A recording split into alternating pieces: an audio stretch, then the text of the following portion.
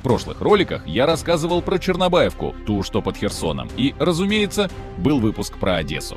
О том, как рашисты дрочили на то, чтобы захватить ее, но обломались и отсосали по полной программе. Эти ролики вам неплохо зашли. Но давайте будем честными и справедливыми. Между этими двумя точками так и есть еще один город – Николаев. Сегодня про него почти не говорят. Он не в топе новостей, ни под постоянными обстрелами, не горячая точка.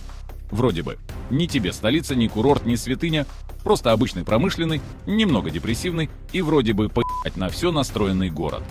Только знайте, Николаев – это город, который прошел ад еще тогда, когда добрая половина Украины даже слово «прилет» не понимала без гугла. И именно он в самый нужный момент встал стеной. Он не просто выстоял, он сломал хребет целому направлению наступления. Он стал той самой пробкой, что заткнула русский мир еще на подступах к Одессе. И даже если сегодня ты гуляешь по Ланжерону, вдыхаешь морской бриз и кричишь «Слава Украине!», так будь добр, не забудь высказать респект и защитникам Николаева. Потому что, если бы не он, то не на пляже бы ты сегодня лежал, а в лучшем случае в окопе, в худшем – в подвале, с мешком на голове и с разговорами о русском мире. Ну а я рад приветствовать вас на канале «Утилизатор реальности». Здесь мы не поем гимны, мы разъебываем чушь ведрами и называем вещи своими именами.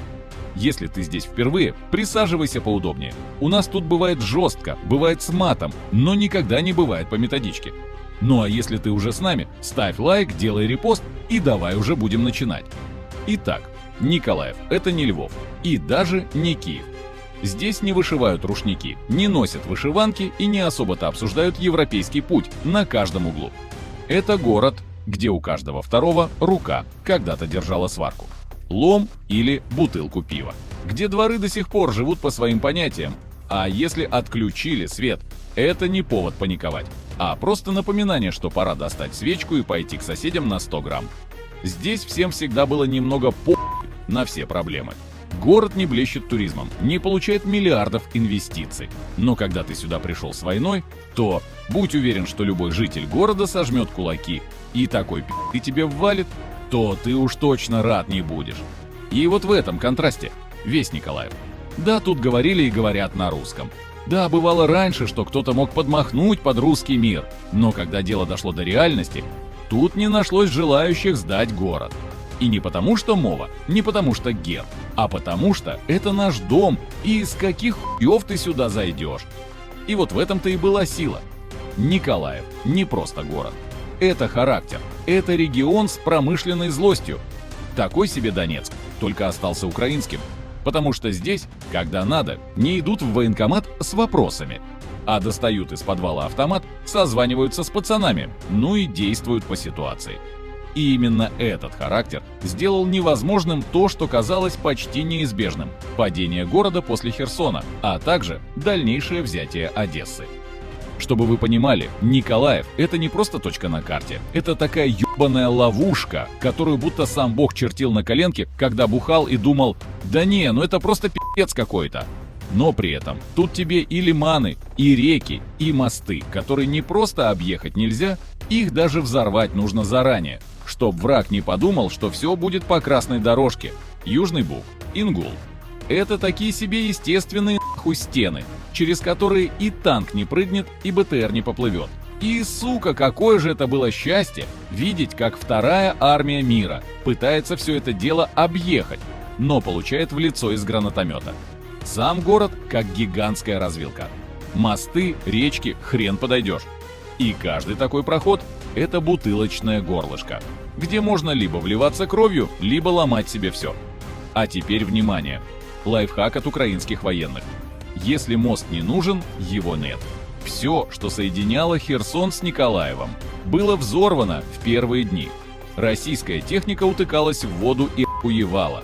И когда у них начали буксовать не танки, а мозги, стало ясно, никакого блицкрига тут не получится. Потому что Николаев – это не просто город, это естественная западня, в которую, если залез, уже не вылезешь.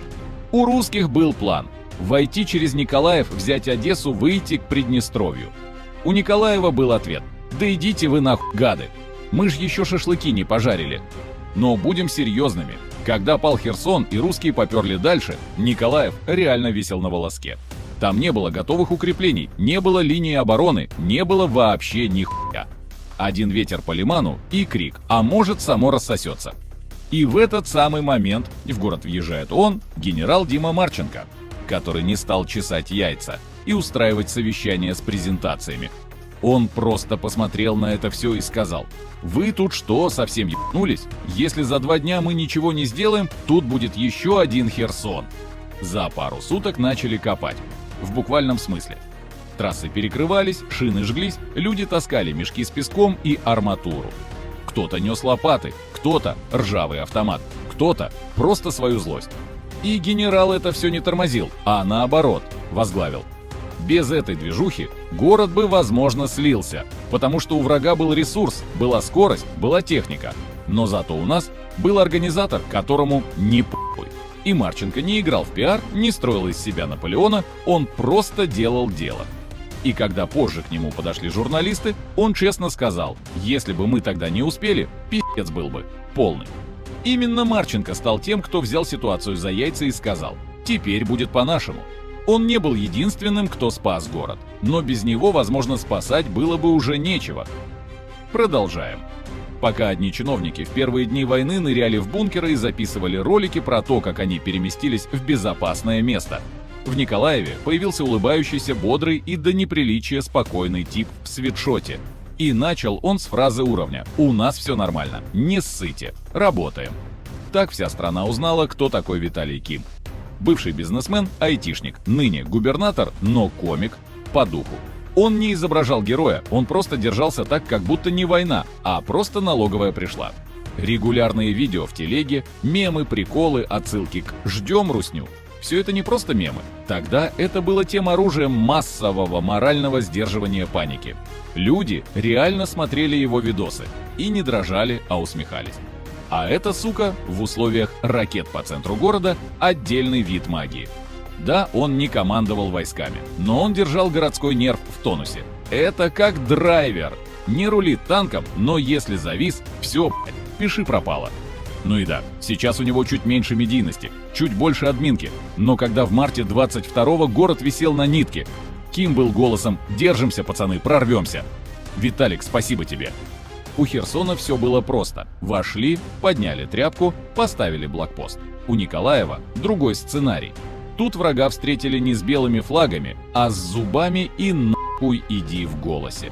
Уже 26 февраля, через 2 дня после начала вторжения, россияне были у города. Не в планах, не на марше, а уже в полях перед Николаевом щупают слабину. И что бы вы думали, вместо прохода в стиле «3 дня до Киева» они получили мосты в воздухе и трассы в огне. Взорвали все, что связывало город с Херсоном. Мосты, понтоны, чтоб никто не въебался по навигатору на главную улицу города. Танки начали буксовать. Они не понимали, как брать то, что не сдается. Они пытались заходить с 3 сторон – с юга, востока и севера. Пробовали лезть в аэропорт, в промзоны, через села, но везде встречали одно и то же. Окопы, мешки, а в итоге – хуяк. До свидания. Особенно эпично было, когда рашисты решили устроить воздушный десант. Думали, что это, Call of Duty. Приземлились, заняли аэродром, покурили. Только вот на аэродроме их ждали. Не с сигаретами. С патронами, гранатами и руганью по материнской линии. Итог. Десант лег. Аэродром остался наш.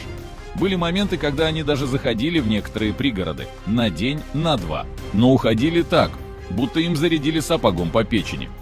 Потому что Николаев – это не город для контроля территории. Это город, где любой маршрут заканчивается фигурными пиздюлями. Окей, тут важно не забыть вот какой момент. Часто, когда говорят «Николаев выстоял», имеют в виду сам город. Но если быть честными, он не стоял один.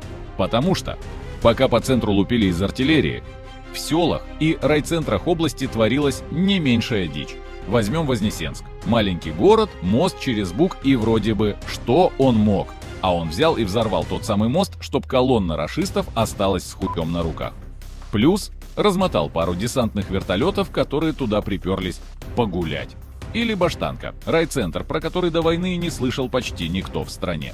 А теперь это город-терминатор, где люди с охотничьими ружьями и бутылками с бензином нахуй развернули российскую технику. Просто потому, что не хотели видеть чужих на своей земле. Таких эпизодов было много. И да, мы про каждое такое место еще отдельно обязательно расскажем. Потому что, блядь, они этого заслужили.